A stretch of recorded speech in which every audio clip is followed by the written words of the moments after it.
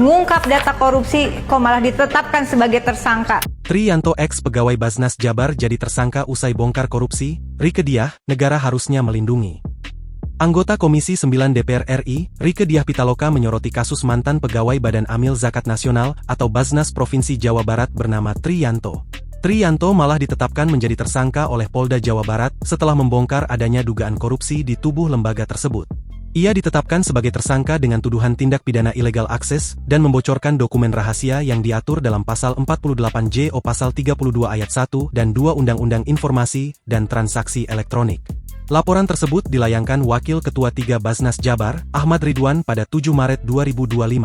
Kepala Bidang Hubungan Masyarakat Polda Jabar, Kombes Hendra Rochmawan menyebut penetapan tersangka berawal dari tindakan yang dilakukan setelah dirinya dipecat oleh Basnas. Meskipun telah diberhentikan, Triyanto diduga mengakses dan menyebarkan informasi yang dikecualikan oleh lembaga tersebut ke beberapa instansi tanpa izin.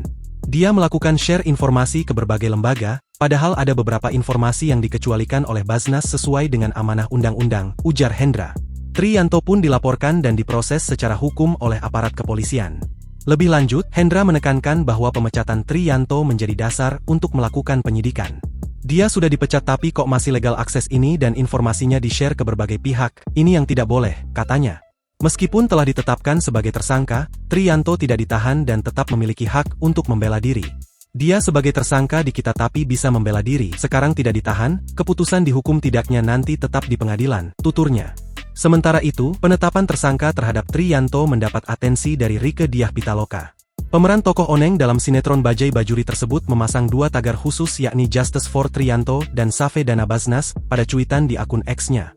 Kemudian ia menyebut bahwa Triyanto mengungkap 2 dugaan korupsi di Basnas Jabar, yakni dugaan penyalahgunaan dana zakat di Basnas Jawa Barat dari tahun 2021 hingga 2023 senilai 9,8 miliar. Dugaan indikasi korupsi penyalahgunaan dana hibah dari pemerintah Provinsi Jawa Barat di Basnas Jawa Barat senilai 3,5 miliar. 2 dugaan korupsi itu, kata Rieke, disebut langsung oleh kuasa hukum Triyanto. Namun pihak kepolisian malah menuduh Triyanto memberikan akses ilegal dalam masalah keamanan data dari Basnas Jawa Barat. Rieke menekankan mengapa Triyanto dijadikan tersangka dengan tuduhan melanggar Undang-Undang ITE, tetapi dugaan korupsi di Basnas Jabar tidak ditindaklanjuti. Menurut Rieke, Triyanto tidak menyebarkan informasi ke publik melainkan hanya melaporkannya kepada pengawas dan aparat hukum. Sehingga ia menilai negara seharusnya melindungi bukan malah menghukum Triyanto. Kalau pelapor korupsi dijadikan tersangka, lalu siapa lagi yang akan berani bicara? Jika keberanian dibungkam, keadilan sedang dilucuti, tulis Rieke.